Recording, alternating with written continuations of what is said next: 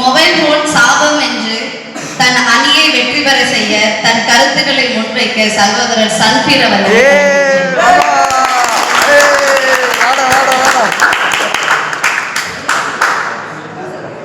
இங்கு கூடியிருக்கும் அனைவருக்கும், என் நெஞ்சில் கூடியிருக்கும் அனைவருக்கும் என் இனிய தமிழ் வணக்கங்கள்.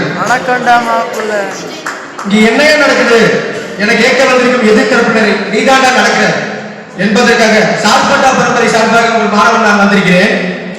தேனிலும் இனிய செந்தமிழ் மொழியே, நீ சொல்வதெல்லாம் நல்ல வழியே, நாங்கள் இனிமேலாச்சும் திருந்தோம் இனியே. போன் யூஸ் பண்ணா முற்றிலும் வருவது பழியே பழியே பழியே. காலையில் எழுச்சோனே வாயில பிரஷ் வச்சுட்டு பின்ன தூங்கும் வரையும் நம்மிடம் இணைப்பிரியா நண்பனாக இருப்பது இந்த மொபைல் போன் மட்டும்தான். நல்லது சொல்லும், நான் இல்லைன்னு சொல்லல, அதை விட அதிகமா வதந்திகளையும் சொல்லும். எவ்வளவு விதவிதமா மொபைல் போனும் மாடலும் மாறிக்கிட்டே இருந்தாலும் அது நல்லதும் கெட்டதும் ஒருபோதும் மாறுவதில்லை.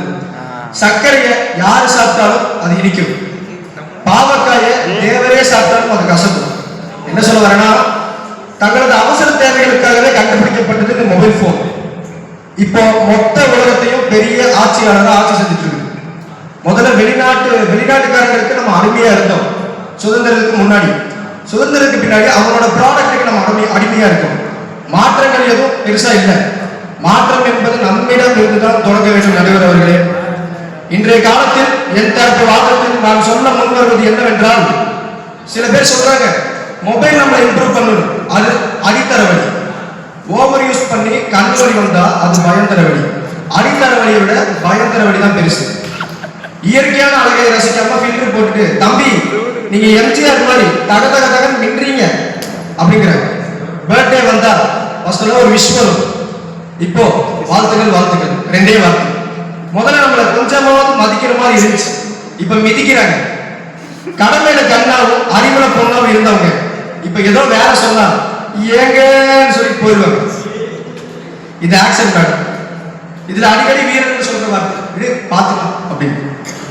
இவங்க கையில ஒரு போன் வந்தா போதும், சும்மா சில்லு சில்லு சில்லுன்னு நடப்பாங்க. முன்பெல்லாம் அம்மா பிள்ளைக்கு நிலாவை காட்டியும் குருவிகளை காட்டியும் சோறு விட்டுவாங்க. இப்போ யூடியூப் ஸ்டுடியோஸ், அந்த குழந்தை சின்ன வயசுல இருந்தே கண்ணாடி கொடுத்துருக்கு. மேலும் முக்கியமான கருத்துக்களை உங்கள் முன் கூற கடமைப்பட்டிருக்கிறேன். மொபைல் போன்ல தூரமா இருக்கிறவங்கள்ட்ட பேசுறது நல்ல ஆப்ஷன் தான். ஆனா பேசுறவங்களோட உணர்ச்சிகள் நமக்கு தெரியுது இல்லை. அவங்க சிரிச்சுட்டு பேசுறாங்க, முறைச்சிட்டு பேசுறாங்க, தெரியுது நடுவர் அவர்களே. இன்னொரு இதுல நேரம் வீணாகும். ஸ்க்ரோல் பண்ணி பண்ணி பாதி லைஃப் போயிடும்.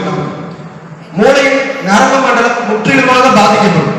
கண் பிரச்சனை நிறைய வரும். கண் டாக்டருக்கு நல்ல கஸ்டமர் கிடைப்பாங்க. ரேடியேஷன் கதிர்களால் நம்மளது ஸ்கின் பாதிக்கும். அப்புறம் கருப்பு தான் ஆகுங்க, ஃபில்டர் போட்டாலும் கருப்பு தான்.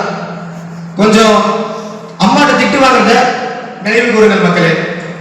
வந்தவரை வாழ வைக்கும் தமிழ்நாடு, வந்தவரை போன் பண்ற மாதிரி ஏற்பாடு அப்படின்னு சொல்லுவாங்க. எனவே மக்களே, இவற்றை அளவோடு பயன்படுத்தி நம் ஏழைகளுக்கு முக்கியத்துவம் கொடுத்து வாழ்வில் வளம் பெறும் என்று கூறி விடைபெறுகிறேன். நன்றி.